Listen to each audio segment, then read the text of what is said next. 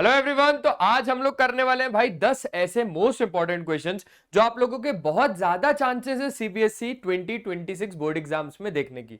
तो मैं हूं आप लोगों का मैथमेटिक्स मेंटर किशोर तेजवानी और स्वागत करता हूं इस वीडियो में। उस वीडियो को देखने से पहले सबसे पहले आप इस वीडियो को लाइक कर दीजिए, चैनल को सब्सक्राइब कर दीजिए अगर अभी तक नहीं किया है तो आ जाइए। सबसे पहला क्वेश्चन आपकी स्क्रीन के ऊपर ये रहा। क्वेश्चन कहता है एचसीएफ ऑफ इसका इसका और इसका क्या होगा। देखो आप लोगों को अगर मैंने कंसेप्ट्स के बारे में बताया था तो आपको याद होना चाहिए कि सर एचसीएफ में जो एच का मतलब होता है वो होता है हाईएस्ट, लेकिन क्योंकि हम लोग तो स्टार्टिंग से ही किशोर सर से पढ़ते हुए आ रहे हैं तो हम लोगों को तो सब कुछ उल्टा ही देखना है। यानी कि भाई एचसीएफ में एच का मतलब हाईएस्ट है तो आपको सोचना है लोएस्ट। अब लोएस्ट क्या? Lowest power. अब यहां पर बहुत अच्छे तरीके से अगर आप फोकस करेंगे तो आपको कुछ नंबर मिलेंगे 352 352 352। इसमें अगर मैं 3 को पकड़ूं तो सबसे लोएस्ट पावर कहां पर है? यहां यहां या फिर यहां। तो सर सबसे लोएस्ट पावर है यहां पर, ठीक है। 5 की लोएस्ट पावर कहां पर है? यहां यहां या फिर यहां। तो सर वो यहां पर है। 2 की लोएस्ट पावर कहां पर है? यहां यहां या फिर यहां। तो सर वो यहां पर है। तो सिंपल सा हो गया ना कि आपके पास जो एचसीएफ यानी कि हाईएस्ट कॉमन फैक्टर आया है वो आया 2 इंटू 3 का स्क्वायर इंटू 5, यानी 5 2 जा 10 3 2 जा 9, यानी ये आपके पास आ गया कितना? 90। तो उस हिसाब से आपके पास हो गया B for ball correct option. ठीक है, कैसा लग रहा है? और हाँ, मैं आप लोगों को 2 क्वेश्चन एंड में दूंगा भी, उसके आंसर मेरे को आप लोग कमेंट सेक्शन में जरूर बताना। ठीक है, चलिए तो पहला क्वेश्चन हो गया। अब चलते हैं भाई हम लोग सेकंड क्वेश्चन पे। सेकंड क्वेश्चन क्या बोलता है आप लोग पहले देखो, मैं आपको टाइम देता हूं थोड़ा सा ये क्वेश्चंस को सॉल्व करने का। क्वेश्चन नंबर 2 का कहना है the system of linear equation represented by the lines L और M is consistent with unique solution, inconsistent, consistent with 3 solutions, consistent with many solutions. अब आपको इसका आंसर देना है। ठीक है जी, चलिए सर बिल्कुल दे देंगे सर इसका आंसर। तो अगर आप यहां पर फोकस करोगे तो आप मेरे को देख के बताओ, ये जो आपके पास एक लाइन L है और ये जो आपके पास एक लाइन M है, ये दोनों की दोनों लाइन कैसी है? बोले सर ये दोनों लाइन तो बढ़िया है, आप बताइए। मैंने बोला बेटा ये दोनों की दोनों लाइन इंटरसेक्ट कर रही है। क्या कर रही है? ये दोनों की दोनों लाइन इंटरसेक्ट कर रही है। अब सर ये इंटरसेक्ट कहां पर कर रही है? बेटा एक 0,2 वाले पॉइंट पे। अगर ये इंटरसेक्ट कर रही है यानी ये एक यूनिक सॉल्यूशन दे रही है। कैसा दे रही है सर जी? यूनिक सॉल्यूशन दे रही है, यूनिक सॉल्यूशन। ठीक है, अगर ये इंटरसेक्टिंग लाइन यूनिक सॉल्यूशन दे रही है तो आपको ये पता होना चाहिए कि जिसका भी एक यूनिक सॉल्यूशन होता है वो उसका क्या होता है? कंसिस्टेंट या इनकंसिस्टेंट। देखो कंसिस्टेंट नाम का मतलब समझो पहले तो कि कंसिस्टेंट का मतलब क्या होता है। तो कंसिस्टेंट का मतलब होता है जिसका एटलीस्ट एक सॉल्यूशन तो हो, जिसका एटलीस्ट एक सॉल्यूशन तो हो, है ना। तो एटलीस्ट एक सॉल्यूशन होगा उसको हम कंसिस्टेंट बोलेंगे। इंटरसेक्टिंग के केस में यूनिक सॉल्यूशन है, यूनिक कह दो या तो फिर कह दो और one solution, only one solution. तो अब आपको सब कुछ समझ में आ जाएगा कि वो लाइन इंटरसेक्ट कर रही है, कंसिस्टेंट होगी, consistent with unique solution. Inconsistent तो नहीं होगी, कंसिस्टेंट विथ 3 सॉल्यूशन हो ही नहीं सकता, कंसिस्टेंट विथ मेनी सॉल्यूशंस ये भी नहीं हो सकता। तो इसका जो करेक्ट ऑप्शन है वो क्या है? Consistent with unique solution. कैसा लग रहा है? बढ़िया लग रहा है। बस इसी तरीके से हर एक क्वेश्चन आपसे बन जाएगा, आसानी से बन जाएगा, बस आपको लगना पड़ेगा। कंसेप्ट्स क्लियर होने चाहिए। हम लोगों ने टारगेट 95 नाम की एक सीरीज शुरू करी है, इसी चैनल पे लाइव में जाके देख लेना, तब आप लोगों को पता चल जाएगा भाई हर एक चीज, हर एक कंसेप्ट आप लोगों के वहां पर क्लियर हो जाएंगे। तो एक बार अच्छे से स्क्रीनशॉट ले लीजिए, फिर हम लोग आगे चलते हैं। चलिए अब देखना तीसरा क्वेश्चन। अब ये थर्ड क्वेश्चन क्या बोलता है सर? आ जाओ देख लेते हैं जरा, थर्ड क्वेश्चन से पूछ लेंगे भाई। तो थर्ड क्वेश्चन कहता है द वैल्यू ऑफ के। भैया यहां पर ध्यान रखना कि के आपके किशोर सर नहीं है, के एक अननोन कांस्टेंट होगा। तो value of K for which the quadratic equation K x square minus 5x plus 1 बराबर 0 does not have a real solution. इसका कोई सोल्यूशन ही नहीं है। क्या बोल रहा है ये? कि आपके पास एक इक्वेशन है, आपके पास एक इक्वेशन है, यही है। चलो इसका 0 एक काम करता हूं, मैं यही लगा देता हूं। इस इक्वेशन का कोई भी रियल सोल्यूशन नहीं है, does not have a real solution. अगर कोई सोल्यूशन नहीं होगा यानी वहां पर डिस्क्रिमिनेंट की कंडीशन क्या होगी? Sir D is less than 0। क्या बोलना कि सर वहां पर डिस्क्रिमिनेंट की कंडीशन लेस देन 0 होगी। अरे आपने पढ़ा था ना, डी का मतलब होता है डिस्क्रिमिनेंट। डी का मतलब क्या होता है? डिस्क्रिमिनेंट। अब डिस्क्रिमिनेंट में तीन कंडीशन होती है। एक तो जब डी आपके पास लेस देन 0, तो यहां पर हम लोग क्या बोल देते हैं कि नो रियल रूट्स, यानी आपके पास यहां पे रूट्स आते ही नहीं है। फिर एक कंडीशन होती है कि जब आपके पास डिस्क्रिमिनेंट 0 के बराबर होता है, तो इस केस में आपके पास दो इक्वल रियल रूट्स होते हैं, दो इक्वल रियल रूट्स होते हैं। ठीक है, ठीक है। फिर आपके पास एक तीसरी कंडीशन आती है जहां पर d इज ग्रेटर देन 0 होता है, तो इस केस में आपके पास दो डिस्टिंक्ट रियल रूट्स होते हैं। क्या होते हैं? दो डिस्टिंक्ट रियल रूट्स। डिस्टिंक्ट यानी अलग अलग। अब आपको एक चीज और बताऊं तो बहुत ज्यादा अच्छे तरीके से समझना कि जो d होता है इसका फॉर्मूला होता है b स्क्वायर माइनस 4ac। अब आप लोग पूछोगे सर a b और c क्या है? ये तो फिर से हम लोग नर्सरी में आ गए क्या? नहीं, a का मतलब है यहां पर जब आप इस इक्वेशन को, पर्टिकुलर इक्वेशन जो आपको गिवन होगी, उसको जब आप ax square plus bx plus c बराबर 0 से कंपेयर करेंगे तो you will get the value of a b और c। a की वैल्यू आ जाएगी आपके पास k, b की वैल्यू आपके पास आ जाएगी -5, c की वैल्यू आपके पास आ जाएगी 1। ठीक है, तो बस जल्दी से डिस्क्रिमिनेंट की वैल्यू निकाल लेते हैं। यहां पर डिस्क्रिमिनेंट की वैल्यू b का स्क्वायर यानी -5 का स्क्वायर, -4 टाइम्स ऑफ a आपके पास कितना है k, और c आपके पास कितना है 1। क्योंकि आपको बोला गया था does not have a real solution, यानी ये वाली कंडीशन है वो, d is less than 0, no real roots वाली कंडीशन है ये। ठीक है, तो आपको क्या रखना पड़ेगा? लेस देन 0 रखना पड़ेगा। अब बहुत ज्यादा आसान सा क्वेश्चन बन गया। -5 का स्क्वायर हो गया 25 minus 4k is less than 0। तो आप यहां पर देखो -4k इज लेस देन, ये जब राइट साइड गया तो -25। अब एक बात समझो, जब माइनस से माइनस कैंसिल आउट हो जाएगा ना, जब माइनस से माइनस कैंसिल आउट हो जाएगा ना, तो यू विल गेट 4k और 25। बट ये जो साइन है ना, ये साइन अब चेंज हो जाएगा। लेस देन वाला था तो अब ये कैसा हो जाएगा? Greater than. तो k इज ग्रेटर देन कितना? 25/4। कितना? 25। तो 25 को जरा 4 से डिवाइड करेंगे हम लोग, देखते हैं कितना आता है। 25 को 4 से डिवाइड करते हैं, 4 6 24, बचा आपके पास 1 पॉइंट लगाएंगे अगर हम लोग तो आ जाएगा आपके पास 0। तो 4 2 हो जाएगा 8, बचेगा आपके पास 2 पॉइंट लगा 0, तो आपके पास 4 5 20। बस इतना ध्यान से रखना। तो आपको जो k की वैल्यू मिलेगी वो ग्रेटर देन 6.25 मिलेगी। कैसी मिलेगी? Greater than 6.25। अब जरा आप आंसर चेक करो एक बार। 0 पॉसिबल नहीं है।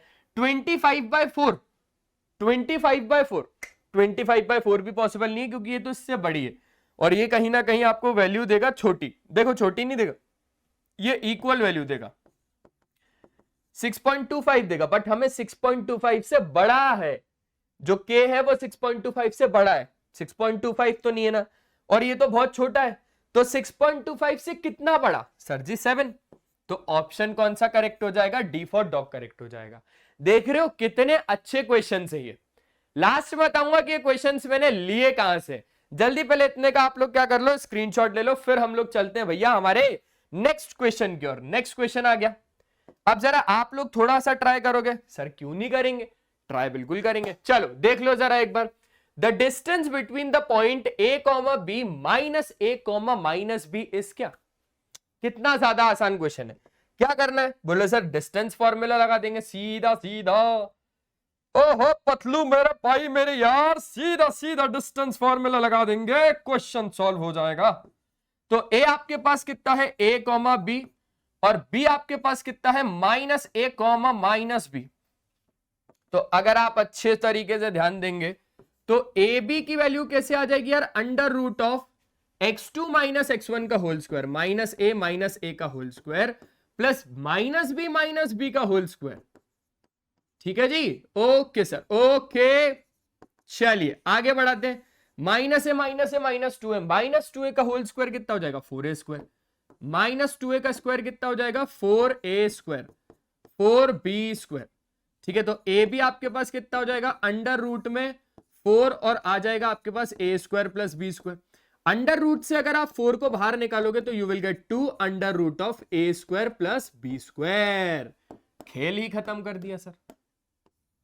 देख पा रहे हो आप कितने अच्छे तरीके से आपके पास आंसर आ गया? 2 under root of a square plus b square, जो कि हो गया क्वेश्चन नंबर 4 खत्म। चलिए नेक्स्ट बढ़ा ले, आगे बढ़ा ले। ठीक है, अब आगे आपके पास आ जाता है क्वेश्चन नंबर 5। बढ़िया तरीके से ये सारे के सारे क्वेश्चंस आप लोगों को हमारे टेलीग्राम चैनल पे मिल जाएंगे, तो वहां से आप लोग इन सारे क्वेश्चंस को डाउनलोड भी कर सकते हो, ठीक है। और तो और आप हमारा इंस्टाग्राम चैनल भी डाउनलोड कर, मतलब इंस्टा पे भी आप लोग हमें फॉलो कर सकते हो। साथ साथ में इसी चैनल पे आप लोगों को हर एक चीज मिल जानी है, हर एक चीज, कोई भी चीज आपकी छूटेगी नहीं इस चैनल पे। तो जल्दी से जाओ और जल्दी से जाके इस चैनल को सब्सक्राइब कर लो, मैं तो ये बोल रहा हूं, ताकि हमारे लेटेस्ट अपडेट सबसे पहले आप तक आए, ठीक है जी। चलिए अब जरा आते हैं और हम लोग कहते हैं कौन सा वाला question, question number 5। Question number 5 क्या है, इन द गिवन फिगर, ये वाले कहीं ना कहीं गिवन फिगर में पी क्यू और पी आर आपके पास टेंजेंट है। देखो पी से देखोगे तो पी क्यू, पी से देखोगे तो पी आर, और इसका tangent to a circle with the centre O, centre आपके पास क्या है, ओ है। अगर क्यू पी आर आपके पास 35 डिग्री है, क्यू पी आर अगर आपके पास ये वाला एंगल 35 डिग्री है, then Q O R is कितना, क्यू ओ आर इज कितना, ये वाला एंगल भाई साहब कितना होगा। आसान है, बहुत ज्यादा आसान। सर्कल का ही कंसेप्ट लगेगा, दो ही तो थ्योरम है, थ्योरम दो है तो फिर आसानी से हो जाएगा। क्या है सर, कौन सा कंसेप्ट लगेगा, बस आप वो बताओ। भाई साहब यहां पर कंसेप्ट लगेगा radius is always perpendicular to its tangent. कौन सा कंसेप्ट लगेगा, radius is always perpendicular to its tangent. यानी अरे कुछ भी यानी नहीं सर, बस इधर सीधा सीधा क्या बोल दो, ये हो गया 90। Radius is always perpendicular to its tangent, यानी ये हो गया 90। 90 और 90 और 35, ये कितना है, ये 35, टोटल मिला के कितने हो जाएंगे आपके पास 360। तो लेट्स से इस वाले को एंगल कौन सा बोल दिया, x, तो 90 प्लस 90 प्लस 35 प्लस x बराबर टोटल कितना हो जाएगा 360, क्योंकि आपके पास एक क्वाड्रिलेटरल बन गया। अब आप अगर नजर मारोगे तो यहां पर x बराबर देखो 90 और 90 180, यानी बचा आपके पास 180, 180 माइनस 30 हो जाएगा 150, 145 आपके पास आंसर आ जाएगा। x की वैल्यू कितनी आ जाएगी 145। कौन सा ऑप्शन करेक्ट है, option D for dog correct. अगर नोट करना है तो मैं आप लोगों को स्क्रीनशॉट के लिए टाइम दे देता हूं, है ना, पर ज्यादा भी टाइम नहीं दे पाऊंगा क्योंकि जल्दी से क्वेश्चंस को आगे बढ़ाना है, वरना इस वीडियो की लेंथ आपको पता ही है बढ़ जाएगी, कोई सेंस नहीं रहेगा, ना आप देखोगे और ना मुझे इसको डालने में मजा आएगा यार। चलिए जितना शॉर्ट में हम लोग क्वेश्चंस को कर पाएंगे ना, हम उतनी जल्दी बढ़िया तरीके से कर लेंगे, क्योंकि छोटे छोटे से क्वेश्चंस है। अब जरा इस क्वेश्चन को आप लोग अच्छे तरीके से समझो, क्वेश्चंस क्या बोल रहे हैं। अगर ट्रायंगल एबीसी और triangle P Q are similar है such that 3 Guna A B बराबर 2 गुना पी क्यू, तो आपको बीसी बराबर कितना है 10 centimetre, then the length of Q R is equals to कितना। आसान क्वेश्चन, बहुत ज्यादा आसान क्वेश्चन। कैसे होगा मैं आपको बता देता हूं। देखो दो ट्रायंगल देके रखे हैं, दो ट्रायंगल, एक एबीसी और एक पीक्यूआर, एबीसी और एक कौन सा है, एक है आपके पास पीक्यूआर, ठीक है। ये रहा A B C P Q R. अब मैंने बोला कि 3 गुना ए बी बराबर 2 गुना पी क्यू, और बीसी 10 सेंटीमीटर है, यानी ये हो गया आपके पास 10 सेंटीमीटर। भाई साहब मैंने बोला A B upon P Q बराबर 2/3, A B upon P Q बराबर कितना हो जाएगा आपके पास 2/3 हो जाएगा। तो आपको क्यू आर की लेंथ फाइंड करनी है, यानी ये वाले क्यू आर की लेंथ फाइंड करनी है, हो जाएगा, मैं आपको फाइंड करके दूंगा। देखो सिंपल सी बात है, सबसे पहले तो मैं आपको क्या बोल रहा हूं कि कहीं ना कहीं अगर आप बात को अच्छे से समझोगे तो triangle ABC is similar to triangle PQR, ये ऑलरेडी गिवन है, ये क्वेश्चन ने गिवन देके रखा है कि भाई ऐसा है तो है, ये हम आपको दे रहे हैं। अच्छा अब हमें इसी से काम निकलवाना है, तो हम कैसे निकलवाएंगे कि sir A B upon P Q, A B upon P Q बराबर आपके पास बीसी अपॉन क्यू आर, बराबर आपके पास बीसी अपॉन क्यू आर, बराबर आपके पास एसी अपॉन पी आर, बराबर आपके पास एसी अपॉन पी आर। ये चीज हो जाएगी, हो जाएगी। A B upon P Q कितना हो जाएगा 2/3, A B upon P Q कितना हो जाएगा 2/3, बीसी अपॉन क्यू आर कितना हो जाएगा, देखो बीसी हमारे पास 10 है, क्यू आर नहीं है, और वही तो हमें फाइंड करना है। तो मैंने बोला बीसी हमारे पास कितना है 10 है, अपॉन क्यू आर मेरे पास नहीं है, तो क्यू आर आपके पास कितना आ जाएगा, क्यू आर आपके पास आ जाएगा 10 × 3 होल अपॉन 2, ठीक है, 10 × 3 होल अपॉन 2, 2 5 10, 5 3 15, यानी आपके पास ये आ गया 15 सेंटीमीटर। खेल ही खत्म कर दिया sir, option B for ball correct है। हो गया क्वेश्चन नंबर 6 भी खत्म। एक बार अच्छे तरीके से अगर आपको स्क्रीनशॉट लेना है तो अच्छे तरीके से स्क्रीनशॉट ले लो। देखो ज्यादा लंबा वीडियो करने का कोई सेंस नहीं है। मैं चाहूं तो यहां पर हर एक क्वेश्चन में आपको डीपली समझा के वीडियो का लेंथ बढ़ा सकता हूं, मजा नहीं आएगा। 10 क्वेश्चन करना है, अच्छे से करते हैं, आराम से करते हैं, लेकिन थोड़ा स्पीडली करते हैं, ठीक है। हर एक कंसेप्ट आपका क्लियर होना चाहिए। ये क्वेश्चंस को करने से पहले हर एक कंसेप्ट आपका क्लियर होना चाहिए, फिर वो चाहे कोई भी चैप्टर हो, real number, polynomial, chapter 3, chapter 4, chapter 5, whatever it be, सबसे पहले आपके कंसेप्ट क्लियर होने चाहिए, ठीक है। आपको भाई ये भी पहचान में आना चाहिए कि क्वेश्चन पूछ कहां से रहा है, कौन से चैप्टर का क्वेश्चन है वो, ये सब आना चाहिए। क्वेश्चन नंबर 7 क्या है? अगर 3 cot a बराबर 4 है, जहां पर a को बोला हुआ है कुछ ना कुछ है, तो आपके पास sec a कितना है? sec a कितना है, इसके बारे में बात कर लेते हैं। आ जाओ आ जाओ आ जाओ आ जाओ, चलो जल्दी से आ जाओ। 3 cot a बराबर 4 है ना, तो मैंने बोला एक काम करो, cot a की वैल्यू निकाल लो, यहां से कितना हो जाएगा? 4/3 हो जाएगा, है ना, 4/3 हो जाएगा। आपको निकालना है sec। मेरे दिमाग में ख्याल आ रहा है क्या कि यार tan का cot के साथ कहीं ना कहीं कुछ ना कुछ तो संबंध है। क्या है कि cot का अगर मैं उल्टा करूंगा तो tan आ जाएगा, यानी cot का अगर मैं उल्टा करूं यानी उल्टा यानी रेसिप्रोकल, तो यहां पर मेरे पास आ जाएगा 10। तो मैंने 4/3 का उल्टा कर दिया 3/4। अब tan और sec की एक आइडेंटिटी है, अगर आपने पढ़ी है तो। पता है क्या? बिल्कुल पता है सर। क्या है कि 1 + tan² a बराबर sec² a। क्या है कि 1 + tan² a बराबर sec² a। tan a की वैल्यू 3/4 है, सीधा उठाओ डालो 3/4 इसके अंदर, तो 3/4 का स्क्वायर बराबर कितना हो जाएगा? sec² a। यानी 1 + 9/16 बराबर sec² a। यानी इस पूरे को सॉल्व किया तो आ गया आपके पास 16, 16 + 9 बराबर कितना हो जाएगा? sec² a। ठीक है, अब जरा sec² a की वैल्यू निकालते हैं। ये हो जाएगा 25/16। sec² a बराबर आपके पास 25/16, यानी sec a बराबर आपके पास कितना हो जाएगा? 5/4। sec a बराबर कितना हो जाएगा आपके पास? 5/4। यानी ऑप्शन कौन सा? A फॉर एप्पल करेक्ट है। हो गया क्वेश्चन नंबर 7 खत्म। देख लो देख लो देख लो देख लो, अच्छे तरीके से देख लो। हो गया, बढ़ा ले, अच्छे तरीके से बढ़ा ले, पक्का पक्का। चलिए चलिए चलिए चलिए, अब करते हैं हम लोग क्वेश्चन नंबर 8।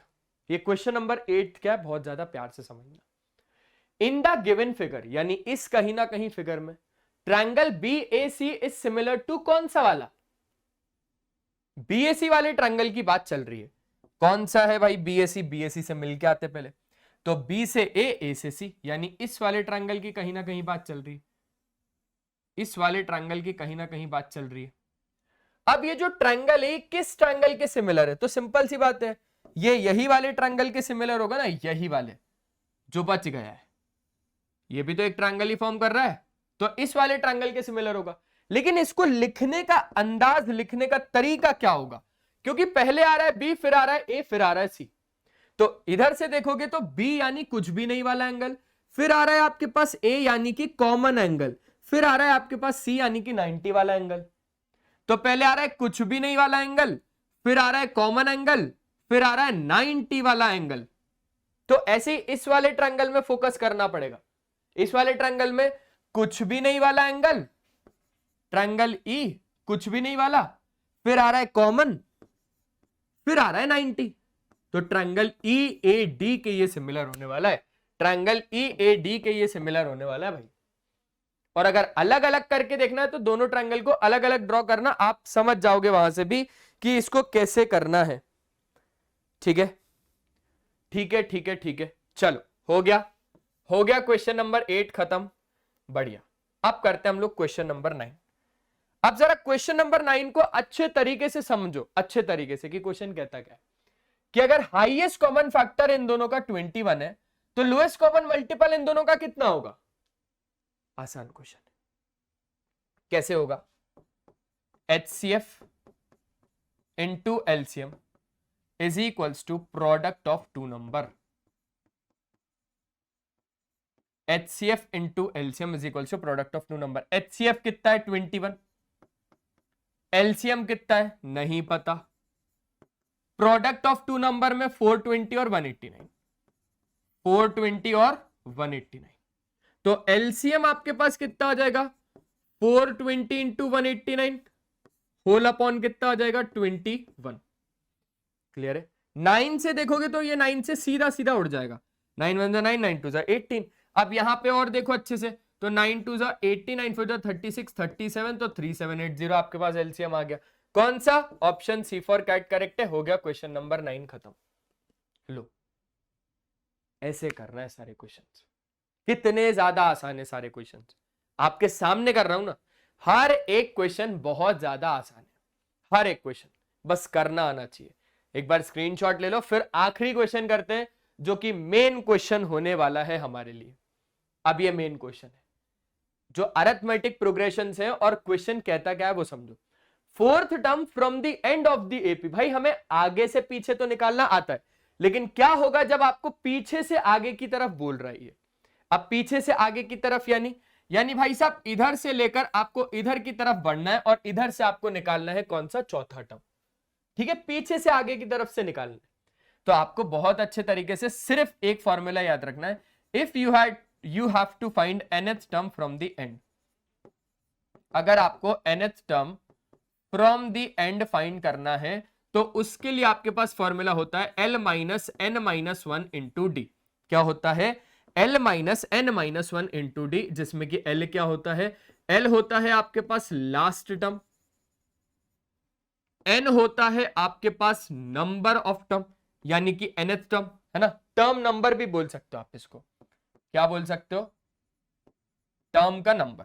और d आपके पास क्या होता है? d आपके पास होता है कॉमन डिफरेंस। ये तो भाई अपना कच्चा नींबू। ठीक है, तो L minus n minus 1 into D. अब आ जाओ जरा फोकस करते हैं भाई। L क्या है सर जी? L तो है 49, है ना, माइनस n माइनस 1, n क्या है? n तो है 4 माइनस 1 इंटू डी क्या है सर जी? डी तो है कॉमन डिफरेंस। इस पूरे अरिथमेटिक प्रोग्रेशन का कॉमन डिफरेंस कैसे आएगा? Second term minus first term. तो कहीं ना कहीं -5 प्लस 8 कितना हो जाएगा? 3। कितना हो जाएगा आपके पास? ये हो जाएगा 3। तो 49 माइनस 3, 3 जा 9, कितना हो जाएगा? कितना हो जाएगा? 40। तो इस तरीके से हम लोगों ने 10 क्वेश्चन को अच्छे तरीके से किया। अब एक काम करता हूं, आप मुझे बताओ कि कहां से और क्वेश्चंस लूं मैं। ये क्वेश्चंस मैंने सैंपल पेपर से लिए थे। ठीक है, तो बस मिलते हैं हम लोग नेक्स्ट सेशन में। तब तक के लिए बाय बाय, अपना ध्यान रखें, और हमेशा की तरह एक ही चीज कि पढ़ाई करते रहना यार, क्योंकि वो बहुत ज्यादा जरूरी है। बाय बाय, और इस चैनल को सब्सक्राइब कर लो और इस वीडियो को लाइक करो जल्दी।